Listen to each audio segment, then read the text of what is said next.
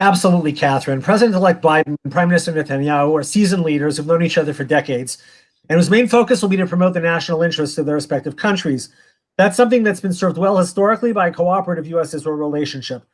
Both Biden and Netanyahu have pledged themselves repeatedly to strengthening these ties, which have been beneficial to both countries on multiple ways, on multiple levels, and also immensely popular among Israelis and Americans. So moving forward, I think we'll see them working closely together and at least trying, since it stands to reason they won't agree on everything, to manage these disagreements between them discreetly and constructively. Shalom, one area where I could see potential for disagreement is President-elect Biden has stated his intention to rejoin the Iran nuclear deal, and Prime Minister Netanyahu has publicly opposed that agreement. Do you think that Biden will be able to get Bibi on board with his goals to re-engage with Iran?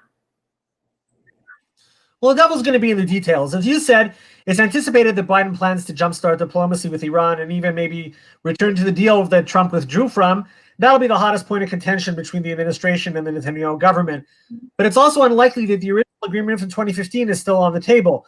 Whether or not Netanyahu decides to reprise his role as a designated spoiler will depend on answers to questions such as whether or how Biden responds to reports of Iranian breaches of signed commitments, whether he seeks to address other outstanding concerns such as Iran's ballistic missile program or its sponsorship of terrorism, and how closely the administration does or doesn't coordinate its moves with Israel.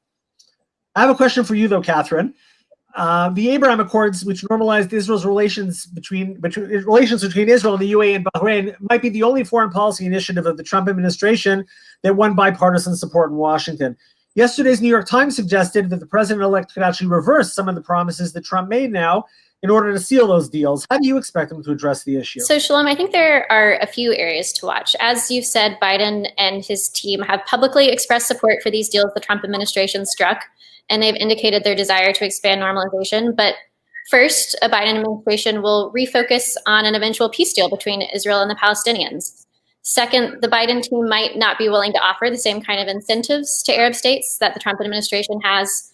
And lastly, I think an important trend to watch is this perception of U.S. withdrawal from the region, and that may actually encourage states to enter normalization deals without greater incentives.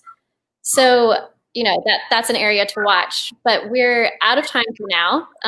That's it for this episode of Fast Thinking. Thank you for joining us, and stay tuned for more.